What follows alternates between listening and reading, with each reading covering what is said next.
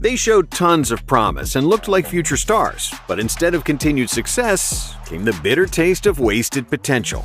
These are the 10 recent NBA players who looked to become franchise players, but instead ended up as one-season wonders. After being named Big 12 Player of the Year and a consensus first-team All-American as a senior at Kansas, Devonte Graham had a harsh reality check. The 23-year-old 6'1" point guard fell to the 34th spot in the 2018 NBA draft, and in his rookie season for the Hornets, he saw little meaningful action as the third-string point guard. Graham averaged just 14 minutes in 46 games, playing behind Kemba Walker and Tony Parker. But then Kemba got traded to Boston and Parker retired, which left plenty of opportunity for Graham, and he seized it to the fullest. Devonte averaged 18.2 points and 7.5 assists per game, which tied James Harden for the 7th best mark in the NBA. Furthermore, with 218 made threes, Graham was 5th in made three-pointers, and at times, he looked like the second coming of Steph Curry. The highlights of his coming-out season included a 40-point, 7 threes performance in a win over the Nets and a huge game winner against the Knicks in the Garden. The world expected Graham to continue to improve and become a perennial 20-point scorer, and maybe even surpass Kemba Walker, who made 3 All-Star teams as a Hornet. But it never happened. Graham's numbers decreased across the board in 2021, and when Charlotte traded him to New Orleans, his output vanished. Slowly but surely, Graham's efficiency, scoring, assists, and rebounds dropped year after year. And he's currently not even on an NBA roster, which is astonishing for a player who just 5 years ago was top 10 in assists and made threes. But Devonte Graham isn't the only point guard who shined in 2020 and is now out of the NBA. After going undrafted in the 2018 NBA draft, Kendrick Nunn played 1 year in the G League, where he caught the eye of the Miami Heat, who signed him for the 2019-2020 NBA season. Nunn was supposed to be a rotation filler, but then he dazzled in his preseason debut, putting up 40 points against the Rockets, the highest point total in a preseason game in the last 20 years by a Heat player. Out of the blue, Nunn had burst onto the scene, starting every game for Miami in the regular season, with the averages of 15.3 points and 3.3 assists per game. Nunn finished second in Rookie of the Year voting behind Ja Morant. He played big minutes on a team that made the NBA Finals, and his 18 points in Game 1 of the 2020 Finals was the most points scored by a rookie off the bench in a Finals game since Eldon Campbell's 21 points in '91. It seemed like the Heat had found another uncut gem and turned him into a diamond. But then Nunn dropped off. Even though his efficiency improved, Nunn's numbers decreased, and Miami didn't extend his contract. Still, everyone else saw a ton of potential, and the Lakers signed Nunn to a 2-year, $10 million contract, only to see their investment fizzle out. Kendrick missed the entire 2022 season due to a knee injury. It was clear that he wasn't the same player. So the Lakers quickly shipped him to Washington, where he mostly played in garbage time. And just 4 years after a remarkable rookie season and playing in the finals, Nunn was out of the NBA, signing a deal with the Greek team Panathinaikos. There, he won the EuroLeague and was named the MVP of the Greek championship. So it's safe to say he's doing well, and maybe we'll even see him on an NBA roster again. But while being out of the league certainly isn't a nice feeling, it's much easier if you're still receiving an NBA paycheck, like Davis Bertans.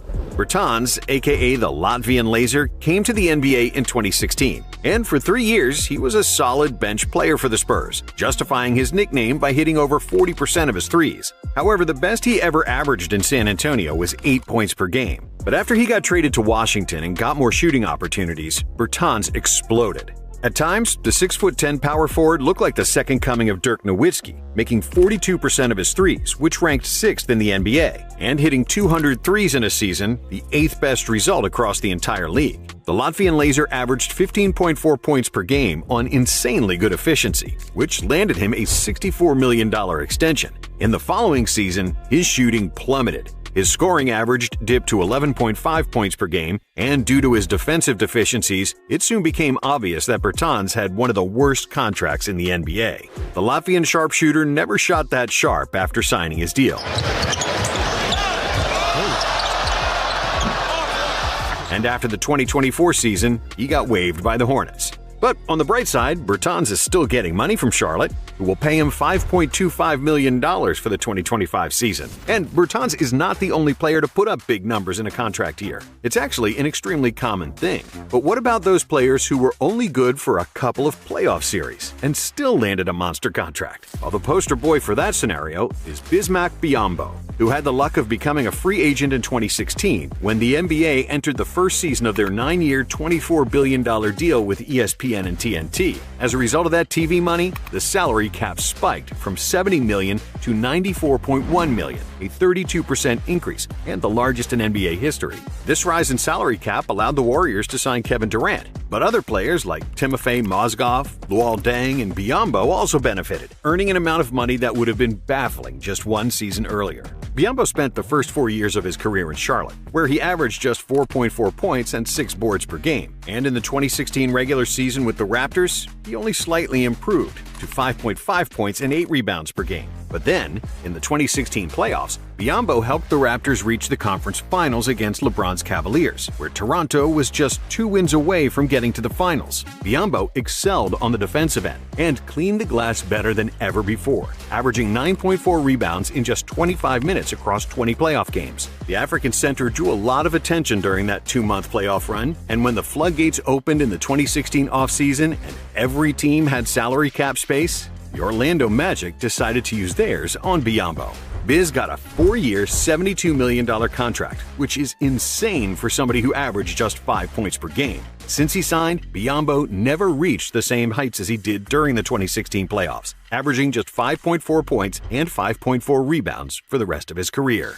But unlike Biyombo, who was really just a high-energy guy and never developed much skill, this next player was supposed to be a generational player and the next great NBA superstar. Jabari Parker was the second overall pick in the 2014 NBA draft, and he was the complete package, standing at 6'8", 250 pounds with a solid jumper and great handles for his size. Parker could seemingly do everything on the court. In 2017, his third year in the league, Parker averaged 20.1 points, 6.2 rebounds, and 2.8 assists, shooting 49% from the field and 37% for three. With Giannis, Chris Middleton, and Parker, the Bucks were flying, and it seemed like they had their big three for the next decade. But then, Parker's knee crumbled. Parker first tore his ACL in 2014 during his rookie year, and just 2 years later, the same ACL gave out again. And Jabari was never the same player after that. The size and skill were there, but his agility and explosiveness were gone. And over the next 5 years, Parker appeared in just 158 games, averaging 12.5 points. Not terrible by any means, but far below his previous success. Jabari was eventually forced to continue his career overseas, where he signed a contract with Barcelona.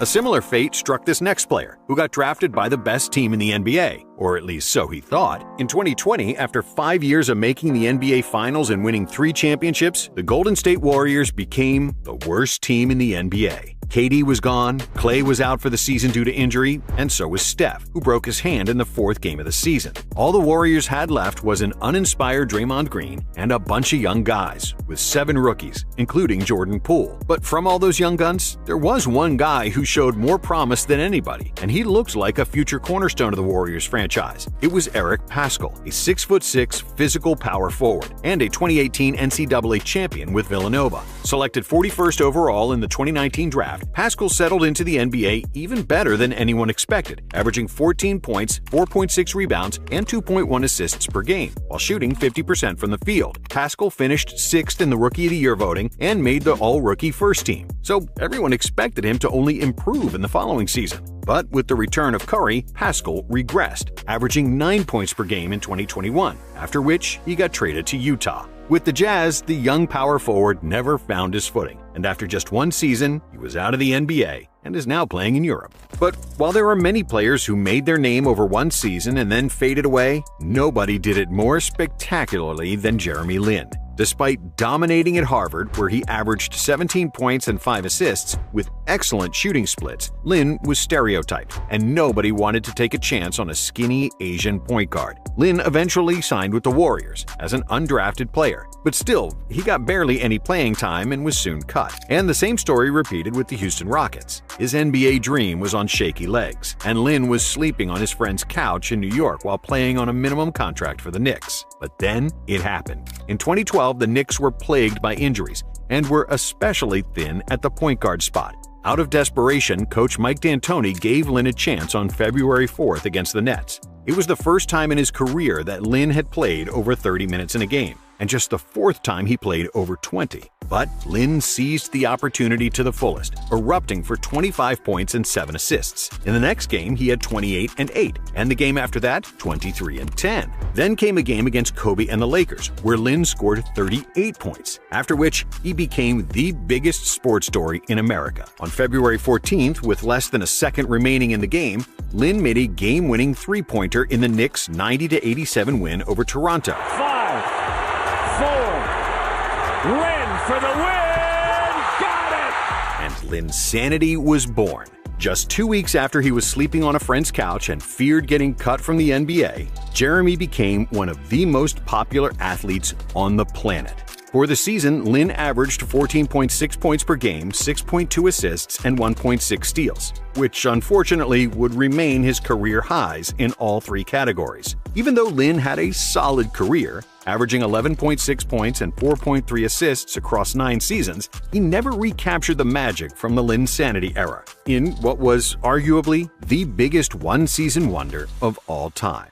And for this next player, the biggest reason why he was only a one-season wonder was his age. If Jahlil Okafor had been born 10 years earlier, he could have been one of the best players in the NBA. If he had been born 20 years earlier, he could have been a Hall of Famer. See, Okafor was an old-school center with phenomenal footwork, huge hands, and a soft touch around the basket. Jahlil was a master of scoring in the post with his back to the basket, which made him the third pick in the 2015 NBA draft. In 2016, his rookie season, Okafor averaged 17.5 points and 7 rebounds per game. But unfortunately for him, the revolution of the three-pointer had already started, and he couldn't keep up. Pace and space wasn't Okafor's game, and even though he could make quick moves in tight spaces, he couldn't guard anybody, especially when he played against bigs that could shoot and drug him out of the paint. Based on his polished post moves and the lack of a defensive 3-second rule, Okafor would have been a great player in the 90s and early 2000s, when teams used to dump the ball in the post on every possession, and you didn't have to switch and run after Steph Curry's of the world on defense. But he was born too late, and after he averaged 11.5 points as a sophomore, Okafor never reached double figures in scoring for the rest of his career. He bounced around the league, usually playing garbage time minutes, before he was forced to move from the NBA and continue his career in China. And almost 4 years since his last NBA game, completely out of the blue, Okafor returned to the NBA. He signed a 10-day contract with the Pacers, and it was great to see him on the court again, but also bittersweet, since Okafor really could have had a much better career. And an almost identical scenario happened to another former Sixer, who had a phenomenal rookie season and then completely fell off. Michael Carter-Williams was the 11th pick of the 2013 NBA draft, and he had one of the best debuts in NBA history. Against the defending champion Miami Heat, MCW posted 22 points, 7 rebounds, 12 assists, and 9 steals, which even got Magic Johnson excited. It was the most steals ever in an NBA debut, and the most ever by a rookie. And because he was also close to a quadruple-double with only 1 turnover, Carter-Williams quickly put his name on the NBA map. Despite not being very efficient, MCW finished his rookie campaign strongly, averaging 16.7 points, 6.2 rebounds, 6.3 assists, and 1.9 steals, dominantly winning Rookie of the Year. But just like Okafor, Carter-Williams peaked too soon and never replicated the success he had as a rookie. He just couldn't shoot to save his life, and the Sixers got rid of him less than 6 months after he won Rookie of the Year.